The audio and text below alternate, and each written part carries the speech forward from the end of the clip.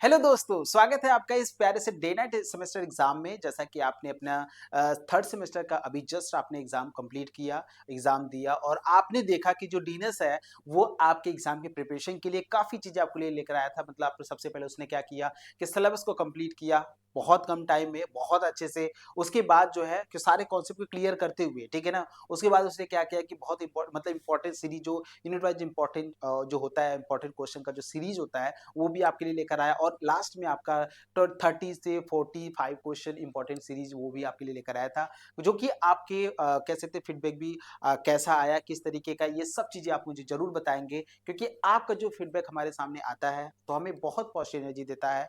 हमें अगला semester exam करने का मोटिवेट करता है कि हम बच्चे के लिए और कितना बेहतर कर सकते हैं, ठीक है? इसलिए आप जिन बच्चों का थर्ड सेमेस्टर का एग्ज़ाम हो चुका है, वो ज़रूर से हमें इसी जो वीडियोज़ के डिस्क्रिप्शन में आप ज़रूर मुझे बताइएगा कि आपका मैथमेटिक्स का बेसिस जो थर्ड सेमेस्टर मैथमेटिक्स को एग्जाम कैसा गया, किस किस तरीके से गया, आपके लिए डीएनएस जो है कितना हेल्पफुल हुआ, ये सभी चीजें आप मुझे जरूर बताइएगा, ठीक है ना? आज हम लोग जो डिस्कशन करने वाले हैं, जो कि आपका लगातार कमेंट आ रहा था, सर अगला सेमेस्टर कब स्टार्ट होगा, अगला सेमेस्टर कब स्टार्ट होगा, तो ये इंतजार आपका खत्म हो रहा है क्योंकि आज से हम लोग अपने स्टार्ट कर रहे हैं मैथमेटिक्स का बीएससी फोर्थ सेमेस्टर के एग्जामिनेशन का जो फिर मतलब बीएससी फोर्थ सेमेस्टर का हम लोग स्टार्ट कर रहे हैं, ठीक है? और हम जो है मैथमेटिक्स पढ़ाते हैं तो हम लोग मैथमेटिक्स के स्टार्ट करेंगे और आज पहली जो आपके साथ जो इंट्रोडक्शन है, कह सकते हैं 2026 का जनवरी सेशन अभी चल रहा है और आप सभी लोगों को नव वर्ष की ढेर सारी शुभकामनाएं, पहली बात। और दूसरी बात ये है कि बहुत अच्छा काम हम लोग शुरू करने जा रहे हैं आपके प्रिपरेशन के लिए, ठीक है ना? ये है आज का आपका सिलेबस। क्योंकि आपको बता दें, सिलेबस अगर आप नहीं जानेंगे आपको पढ़ना क्या है, तो फिर आपको क्या पढ़ना है, वो आप क्या एग्जाम में क्या देंगे वो आपको पता ही नहीं चलेगा। क्योंकि जो भी एग्जाम में आता है वो सिलेबस के बाहर कुछ नहीं आता है। और आपको सिलेबस का सबसे पहले पता होना चाहिए। कोई भी आप कॉम्पिटिटिव एग्जाम की तैयारी करें या फिर कुछ भी चीज़ों की तैयारी करें, तो सिलेबस तो पता होना चाहिए। इसको बोलते हैं रूट। जिसको रूट को मैं बताया चलेगा, मैं तो रास्ता पता चले कि रास्ता में किस रास्ते पे जाना है, ठीक है? बाकी हम सब कुछ आपको बताने वाले हैं। और एक बात ये भी है कि फॉर ऑल यूनिवर्सिटीज़ हैं, मतलब उत्तर प्रदेश स्टेट के जितने भी यूनिवर्सिटीज़ हैं, वो सभी यूनिवर्सिटी के बच्चे जो हैं, उन सभी बच्चों के लिए ये काफ़ी ज़्यादा है। मतलब उनके ही बनाया गया है ये सब चीज़ें जो हैं, ठीक है? तो आप एक बार अपनी यूजीसी का सिलेबस मैच करा लीजिएगा, बाकी ये सिलेबस जो है सभी जगह रन करता है, ठीक है ना? जिसमें कि आप देख सकते हैं, सबसे पहले हम लोग क्या दिखाएँगे इसमें, आपको सिलेबस बताएँगे, उसके बाद हम लोग एग्ज़ाम पैटर्न बताएँगे, उसके बाद हम लोग एग्ज़ाम डेट आपको बताएँगे और पासिंग मार्क्स हम आपको बताएँगे, कितने पासिंग मार्क्स होते हैं, मिड टर्म सेमेस्टर एग्ज़ामिनेशन हम आपको बताएँगे।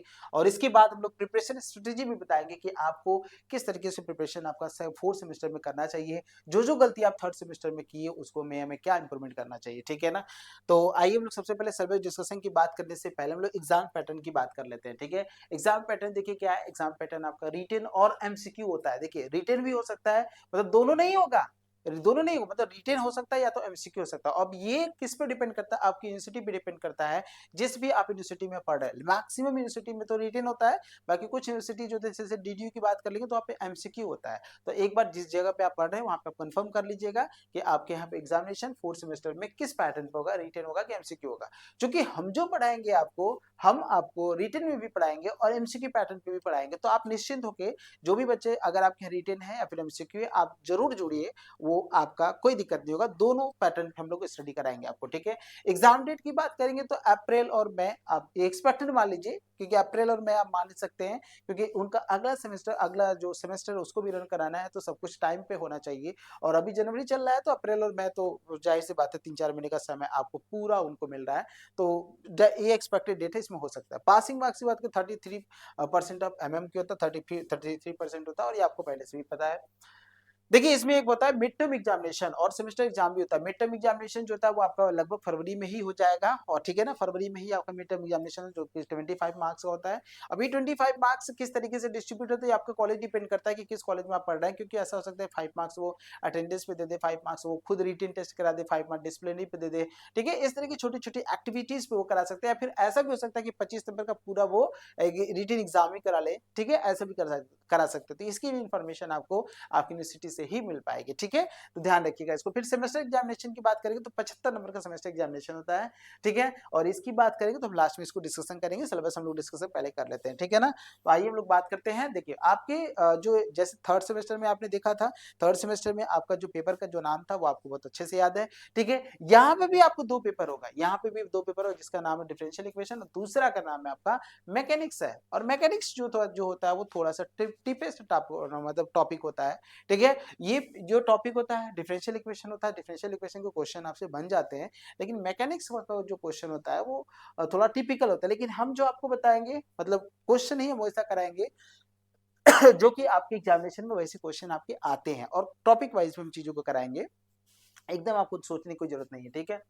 तो डिफरेंशियल इक्वेशन की बात करें तो second order linear differential equation है। सबसे पहला चीज अगर आप देखेंगे तो आपका second order linear differential equation आपके सामने आ रहा है, ठीक है ना, समझ रहे हैं। सेकंड ऑर्डर, ध्यान से देखिएगा, second order linear differential equation with variable coefficient, ठीक है। ये एक टॉपिक होगा, उसमें आपका कई सारे मेथड होंगे, जिसमें सबसे पहला क्या होगा, नोन सोल्यूशन होता है, इसके बाद नॉर्मल फॉर्म होते हैं, इसके बाद मेथड ऑफ अनडिटरमाइंड कोफिशिएंट होते हैं, और वेरिएशन ऑफ पैरामीटर्स होते हैं। ये सभी जितने भी हैं ये सभी सेकंड ऑर्डर, ठीक है, लीनियर डिफरेंशियल इक्वेशन को सॉल्व करने के जो होते हैं मेथड होते हैं, यहाँ पे वेरिएबल कोफिशिएंट होगा, मतलब जो भी मतलब p d2y/dx2 प्लस का q dy/dx प्लस का r into Y equal to आपका sx टाइप का होता है, मतलब उस तरीके क्वेश्चन आपको दिखेगा वहां पे, मैं आपको बताऊंगा तो आपको समझ में आ जाएगा। इसके बाद यहाँ से जो सीरीज होता है वो सीरीज सोल्यूशन होता है, किसी भी डिफरेंशियल इक्वेशन का जो सोल्यूशन होता है वो हम लोग सीरीज मेथड से भी कर सकते हैं, ये भी हम आपको दिखाएंगे। सीरीज में आपका इसमें पावर सीरीज मेथड भी आपको पढ़ना है, एक आपको सीरीज मेथड में आपको एक पावर सीरीज मेथड भी पढ़ना है, ठीक है। सीरीज मेथड का एक रहेगा, उसमें आपको पावर सीरीज भी पढ़ना है। फिर दूसरा यूनिट की बात करेंगे तो बेसेल्स होता है, लीजेंड्री होता है, हाइपरज्योमेट्रिक फंक्शंस होते हैं, एंड देन प्रॉपर्टीज होते हैं, ठीक है। बेसेल्स क्या होता है और लीजेंड्री डिफरेंशियल इक्वेशंस क्या होते हैं, इससे कई सारी प्रॉपर्टीज भी आते हैं आपके एग्जाम में। हाइपरज्योमेट्रिक फंक्शंस क्या होते हैं, उसकी प्रॉपर्टीज क्या होती है, ये सब चीजें। रिकरेंस रिलेशन, मतलब बेसेल्स का भी रिकरेंस रिलेशन होगा, लेजेंड्री का भी बेसेल्स रिलेशन होगा, ठीक है। ये सभी चीजें आपको देखने को मिलेगा यहाँ से, ठीक है। इसके बाद जो है आपका थर्ड में देखेंगे तो यहाँ से आपका पार्शियल शुरू हो जाता है। अभी आपने ऑलरेडी देखा था, अब आप पार्शियल देखेंगे। मैं आपको रिकॉल करा दूं, जब आप सेकंड सेमेस्टर में थे तो वहां पे आपने डिफरेंशियल इक्वेशन आपने पढ़ा था, ठीक है ना। तो वही डिफरेंशियल इक्वेशन यहाँ पे भी आपको पढ़ना है, लेकिन आपको बता दो उससे थोड़ा सा ज्यादा का है। वहां पे आपने कांस्टेंट कोफिशिएंट का पढ़ा होगा, वेरिएबल कोफिशिएंट का भी पढ़ा था, लेकिन वहां पे एक्स का पावर और डी वाई डी एक्स का पावर जो था, वो ऑर्डर जो था वो दोनों सेम था, जिसको हम लोग होमोजीनियस वाला कहते थे। लेकिन यहाँ पे जो होगा, अभी जो होगा डिफरेंशियल इक्वेशन, जो ऑर्डर डिफरेंशियल इक्वेशन होगा उसमें एक्स और डी वाई मतलब डिफरेंशियल का जो अलग अलग होता है, तो ये सब चीजें अलग होता है। उसमें आपको बताऊंगा जब हम क्लास लेंगे, तो देखिए उसमें आपने और यहाँ पे जो आप पढ़ रहे हैं तो अलग अलग क्या चीजें हैं, वो सब चीजें मैं आपको बताऊंगा।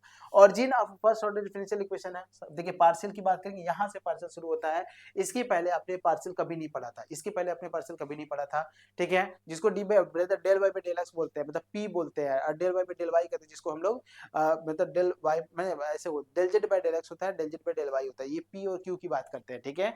यहाँ पे एक्स और वाई जो था वो इंडिपेंडेंट वेरिएबल था, और जेड हमारा डिपेंडेंट। जब हमारा इंडिपेंडेंट वेरिएबल की जो संख्या मोर देन 1 हो जाती है तो वहां से पार्शियल शुरू हो जाता है, ये सब कुछ मैं आपको बताऊंगा।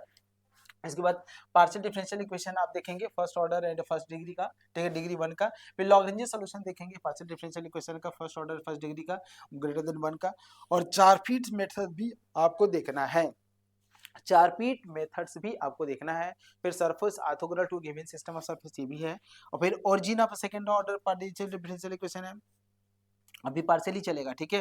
फिर solution of partial differential equation भी आपको मिलेगा। फिर the second order with constant coefficient, और फिर क्लासिफिकेशन आपको देखना पड़ेगा, जिसमें कि आपका कह सकते हैं कि पैराबोलॉइड है कि इलिप्सॉइड है कि हाइपरबोलॉइड है, ये सब चीजें आपको हम वहां पर बताएंगे, ठीक है ना।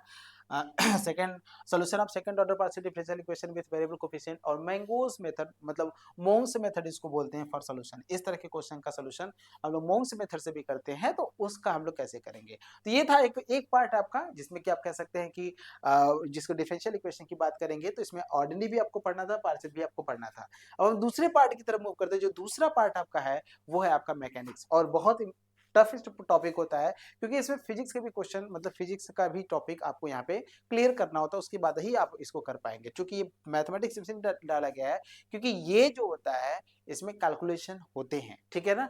यहाँ देखेंगे फ्रेम ऑफ, सबसे पहला जो टॉपिक होता है फ्रेम ऑफ रेफरेंस होता है, ठीक है। इसको तो वर्क एनर्जी होता है, जो अपने जानते भी हैं, लेकिन प्रिंसिपल हमको पढ़ना है। फोर्स इन 3 डायमेंशनल भी आपको पढ़ना है। उसके बाद पॉइंट्स और सेंट्रल एक्सिस भी पढ़ना है, फिर रेंजेस पढ़ना है, फिर null and lines and null planes आपको पढ़ना है।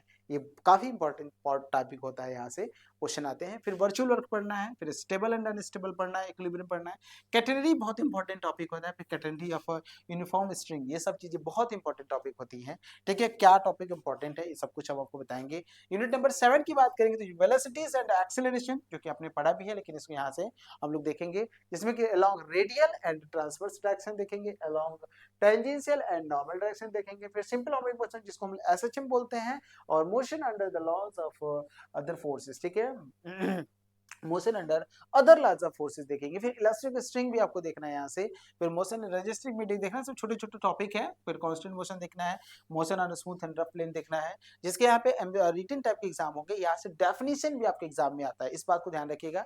डेफिनेशन मैकेनिक्स से आपके डेफिनेशन आते हैं। और लास्ट यूनिट है आपका motion of particle of varying mass and rocket motion भी आपको देखना है। फिर सेंट्रल ऑर्बिट भी आपको देखना है, केपलर्स लॉ ऑफ मोशन आपको देखना है। आपको बता दें, ठीक है, एवरी जो planet moves in electrical path में करता है, ये सब चीज यहाँ पे बताता है। यहाँ से motion of particle in the 3 dimension आपको देखना है, और यहाँ से रोटेटिंग फ्रेम ऑफ रेफरेंस देखना है, फिर रोटेशन अर्थ देखना है, acceleration the terms of the different different coordinate system, ये सब कुछ आपको बहुत अच्छे तरीके से हम आपको बताएंगे। एक भी टॉपिक आपको बता दूं बहुत टिपिकल होता है, बहुत कम लोग ही इसको अच्छे से पढ़ा पाते, लेकिन आपको यहाँ पे जो डीएनएस होगा वो काफी अच्छे से पढ़ा पाएगा, ठीक है ना। ठीक है ना। एक स्ट्रेटेजी की बात जो हम लोग यहाँ पे देख रहे थे, प्रिपरेशन स्ट्रेटेजी की बात करेंगे। तो जैसा जो भी गलतियां देखिए आपने थर्ड सेमेस्टर में किया, और हर बच्चे को पता है कि मैंने क्या गलती किया था, बस सबसे पहली गलती आप लोग ये करते हैं कि लास्ट में आके पढ़ते हैं। तो लास्ट में आके ना पढ़ के थोड़ा थोड़ा थोड़ा करके अभी से आप स्टडी करते रहेंगे, तो फिर लास्ट में आपको दिक्कत नहीं होगा। स्ट्रेटेजी ऐसा होना चाहिए, स्ट्रेटेजी मतलब लास्ट में नहीं, ठीक है, एवरीडे का कुछ ना कुछ आप इसमें टास्क कंप्लीट करते रहिए, आपको समझ में आता रहेगा, ठीक है। बाकी सबसे ज्यादा इंपॉर्टेंट है आप हमारी क्लास को करिए। हमारी क्लास को कैसे करेंगे, हमारी क्लास को करने के लिए आप लोग के लिए अभी जो है हम लोग एक कह सकते हैं जितना फीस जो पिछले सेमेस्टर में था उतनी फीस 1250 रुपए अभी रखा गया है, लेकिन इसमें भी आपका 10% का डिस्काउंट हो सकता है। डीएनएस 10 कोड यूज करिएगा, ध्यान रखिएगा, डीएनएस 10 कोड यूज करेंगे। जब हमारे साथ ज्वाइन हो जाएंगे तो उसमें क्या करेंगे, ऑनलाइन ट्यूटर क्लास आपको मिलेगा, जिसका लाइव डाउट क्लास भी सेशन में मिलेगा, आपको क्लास नोट्स भी मिलेगा, पीडीएफ में मिलेगा, पीवाईक्यूज भी आपको मिलेगा यहाँ से, और unit wise one shot revision भी आपको मिलेगा, जो कि काफी सब कुछ आपने देखा था पिछली बार। कुछ भी जो भी मैं यहाँ पे बताया हूँ, ऐसा नहीं कि मैंने कुछ नहीं कराया, मैंने सब कुछ आपको कराया था, उससे भी बेटर आपको इस सेमेस्टर में भी आपको करने को मिलेगा, जो भी गलतियां थी, ठीक है। ध्यान रखिएगा, फीडबैक आप मुझे जरूर बताएगा, क्योंकि फीडबैक इंपॉर्टेंट है आपके लिए, जो आप फीडबैक मुझे बताएंगे, ठीक है। और इसके लिए करना कुछ नहीं है, जो ज्वाइन होने के लिए आपको डीएनएस एजुकेट ऐप डाउनलोड करना है, ठीक है ना, प्ले स्टोर से। चूंकि आप 4th सेमेस्टर में है, तो जो बच्चे जुड़ चुके हैं उनके तो कोई दिक्कत नहीं, लेकिन जो बच्चे नए देख रहे हैं उनको मैं बता दूं कि आप डीएनएस एजुकेट ऐप डाउनलोड करिएगा प्ले स्टोर से, और यही आपको थंबनेल दिखेगा, यहाँ पे नीचे रहेगा पेमेंट का सेक्शन रहेगा, वहां पे पेमेंट पे क्लिक करिएगा, और ये 10 कोड वाला यूज करिएगा, तो 1250 रुपए से और कम हो जाएगा, जो भी 10% बचता है, ठीक है। 125 रुपए आपका और कम हो जाएगा यहाँ से, ठीक है ना। और इसके अलावा भी अगर आपको कोई डाउट होता है तो इस नंबर पे आप कॉल कर सकते हैं, इस नंबर पे कॉल करके आप सभी इन्फॉर्मेशन को क्लियर कर सकते हैं यहाँ से, ठीक है ना। चलिए फिर मिलते हैं नेक्स्ट लेक्चर में। अब हमारी आपसे जो मुलाकात होगी, अब हम लोग क्या करेंगे कि अपने टॉपिक को स्टार्ट करेंगे। यूनिट नंबर 1 हम लोग स्टार्ट करेंगे, वहां से सब कुछ आपको मिलेगा, ठीक है ना। ठीक है बेटा।